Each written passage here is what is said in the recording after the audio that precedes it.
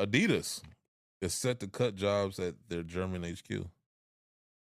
In an article written by Stephen Gartner for Footwear News, despite finishing 2024 on a high note, Adidas is set to undergo layoffs at its Germany headquarters. In the fourth quarter of 2024, Adidas saw revenue grow 24% to 5.97 billion euros, up from 4.81 billion euros in the same time in 2023. That's a lot of money. Yeah, I mean, you grew a whole. So how you grow? You grew a whole percent. 24%. In one calendar year.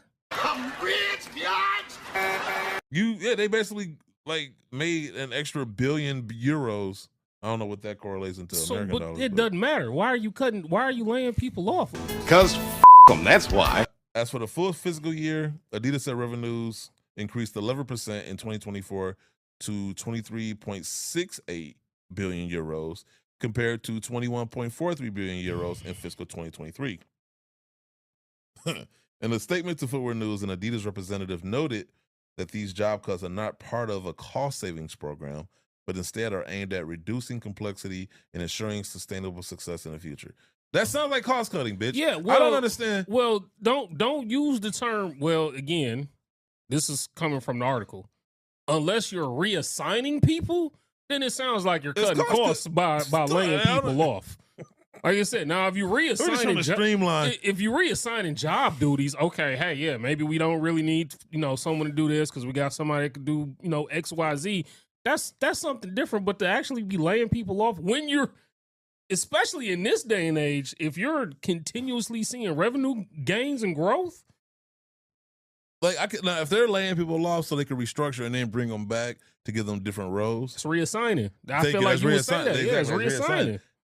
This shit, I hate when corporations do this shit. I really fucking hate it. I hate when I hear we made record profits and doing layoffs. How do you get record?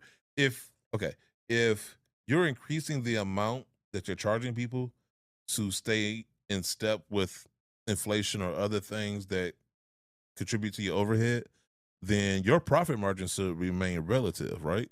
Yeah, because if you raise, because you can raise costs. Right. So like if it costs me $50 to make this, and then I added $25 to that, so that I can make a profit, right? So it cost me $50 to produce it. I sell it to you for $75. My window is $25, right? Yeah. But then all of a sudden it costs $60, right? So now I charge you $85 instead of $75. Profit margin. My profit margin should stay relatively the same. The only way I get a record profit is if I am charging you more than my overhead requires. So that's the part that drives me fucking nuts. And so when I read these types of stories, people can lose their job. It's very backwards too, because typically when you grow, you have to add jobs. Because that means you're growing, pretty quickly, and you need to increase distribution or supply chain or. Well, demand creates jobs, not money. Like but if you're seeing growth, clearly there's demand. So why are you cutting? Because once again, those shareholders ain't gonna pay themselves. They got. Man, look, at some point, how much is enough? That's my point. Like, when the shareholders are more important than your employees and the consumer, then that's where the imbalance happens. And that's what it ends up being. It's like, okay, we gotta make all this extra money, but it's like, dude, like demand is what creates jobs. Demand is what creates money, because when there's demand, obviously, like you said, like you're moving product or whatever. Making more money, giving companies more money doesn't necessarily create jobs, because all they gonna do is pocket that shit. We've seen that happen. Like, so it's like, what the fuck? So why are we? Well, the other thing too is funny is typically when you're laying people off, there is some form of a severance package. So I feel like you're wasting. I hope they got that. Because this is Germany. This is their HQ. So I would like to think people did. I would just think it would be cheaper to just again reassign rather than lay people off. Like, yeah. The Adidas rep also said that over the past 2 years, Adidas has created strong momentum for the business. Brand and their products had momentum for the business, brand and their products, and had proven that their approach to serve their customer works. But they also found that in an ever-changing world, they were too complex because of the current operating model. They are starting to look at how they align the operating model with the reality of how they work. This may have an impact on their organizational structure and number of roles at HQ. cost cutting. I don't know why are we playing semantics. I hate this. Like I say again, if you land off, they found a nicer way to say it, but it's exactly. like, just talk. It's word solid at this point. Adidas declined to, of course, confirm any figures or further details at this time, as the company is just starting to evaluate its organization and determine what structural changes are needed. But according to a Reuters report, they're estimating cuts of up to 500 jobs at the German HQ, which employs around 8,500 people.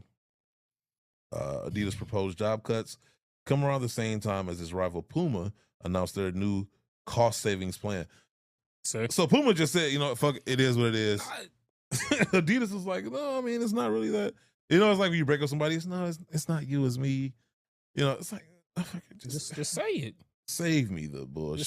Just say what it is. It's okay. Dub Next Level. They even gave it a name. I thought that was a shoe. I thought you were on next to the level next story. This is Puma's cost-cutting plan. It's called Next Level. Puma CEO described the initiative as a comprehensive efficiency program targeting cost optimization and operational improvements. I mean, it makes sense. It's I'm never met. Let me guess. Next Level is probably spelled NXT LVL. No, it's like one word though. It's spelled correctly, but it's all one word. Next Level. Yeah. Well, it is German. So